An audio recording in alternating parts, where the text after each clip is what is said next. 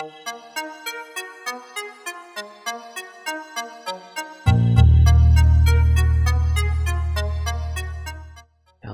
and welcome back to my channel. Today I thought I'd do a little review for Dawn of War 3, which came out just a few days ago. So first of all, well, what is Dawn of War 3? It's a real-time strategy game. It's went a little bit more to the classical direction of RTSs. So it's more into the direction of StarCraft or Age of Empires than, for example, Dawn of War 2. Which, first of all, I should maybe explain some basic gameplay elements of the game, and then I'll evaluate those, set them into context, and so on and so forth. The game involves a relatively basic base building mechanic. So you don't got a tech tree for buildings. The only type of progression you have there is the level of your HQ, so you can, so to say, age up 2 times for 2 of the factions, the Elder and the Space Marines. And when you're playing the Orcs, you need to erect a certain number of war banners to get access to more advanced buildings, which there aren't too much thereof, and you also can't build any defenses apart from the war banners, of course. Objectives you have in a match are somewhat reminding me of MOBAs actually, but yeah, that doesn't mean that the gameplay is necessarily like a MOBA, like League of Legends or Dota 2. So what does this mean in detail?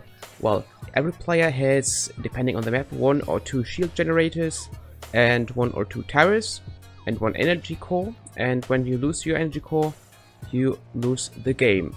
But your energy core can only be damaged if your towers have fallen, and your towers can only be damaged if your shield generators have fallen. So this reminds you of the base structure of a MOBA, basically, but the way you achieve this is a lot different. While this game involves heroes and elite units, and those are also quite strong, you can choose and pick up to 3 different units, which are not summoned by using the normal resources used for your other units, but they have special elite points. You get either very slowly generating by just waiting, or you can capture a resource point generating elite points. So this is another point. The resource gathering in Dawn of War games always has been not you're sending workers to get resources, but instead you capture resource points, and maybe you upgrade those resource points to get some more resources there, but that's your only income, way of income. So these are heavily thought over the course of the game, since those are the only sources of income which you will need to field armies, research technologies, and so on and so forth. So the 3 elite units or hero units you got available, you choose before the game starts, and you can, while you can't really equip them with weapons and so on like you could in Dawn of War 2, you can choose special doctrines to select which bonuses those hero units will bring to your unit. So for example, when you get the Elder Banshee hero, all your Banshee units will have concealment bonus. This way every hero can be used in different ways, or every elite unit can be used in different ways. They support different playstyles. You can go super aggressive with a few of cheap heroes, or you can try to stall the game to get a very big mech unit, and that all depends on your playstyle, and this gives you a good amount of customization. And talking about customization, there are 2 things here which I quite like about this. First of all, there's a pretty big amount of presets you can choose for your armies. So the color scheme you can choose from very many different sub-factions.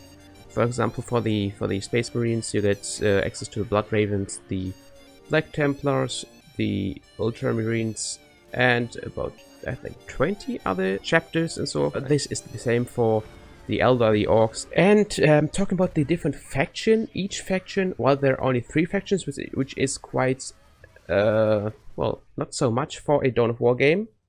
I guess we can expect some more DLCs in future. The add-ons have been well, except Soulstone, but no one really talks about that, have been pretty good for the previous Dawn of War games, bringing new factions and giving each faction really a unique feel.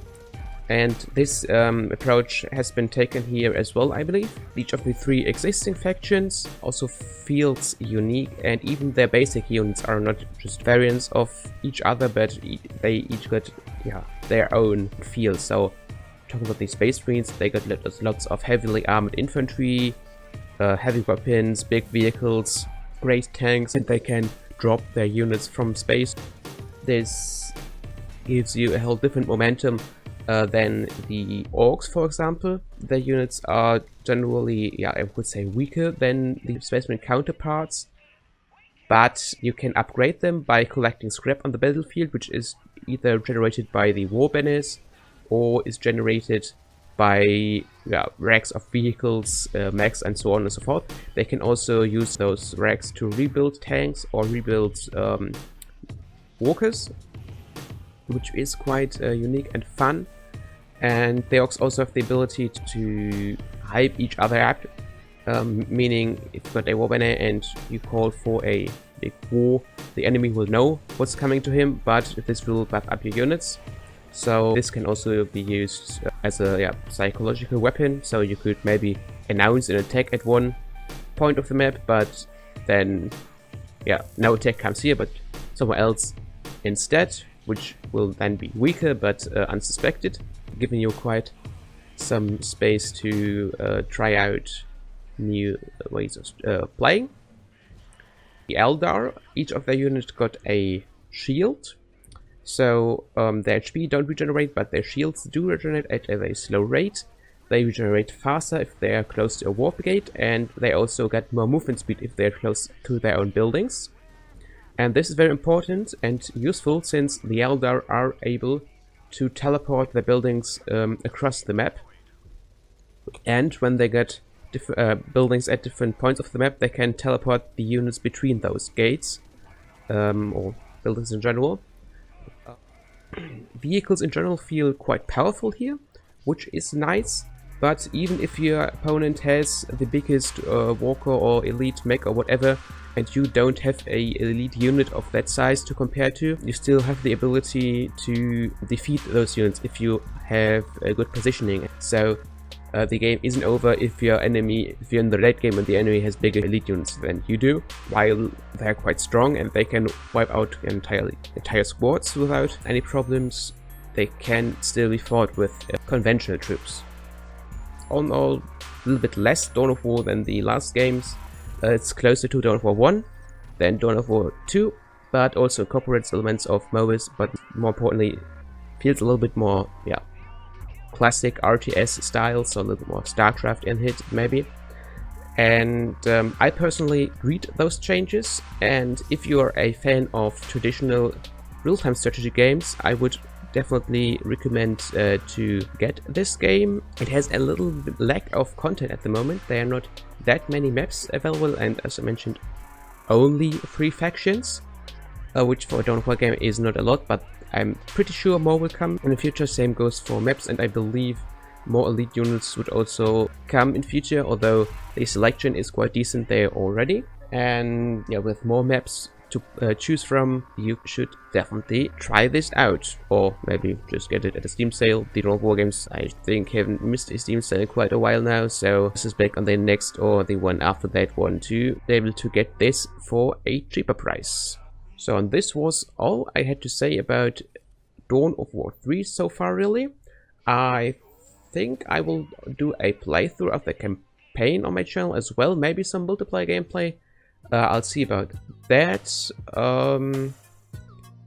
But yeah, so if you enjoyed this video, maybe this was helpful to you, it would be great if you'd let me know that. And we can have a chat in the comment section. So as always, thanks a lot for watching, and see you in the next video. This has been Alkhalim, and have a good time. See you soon. Bye.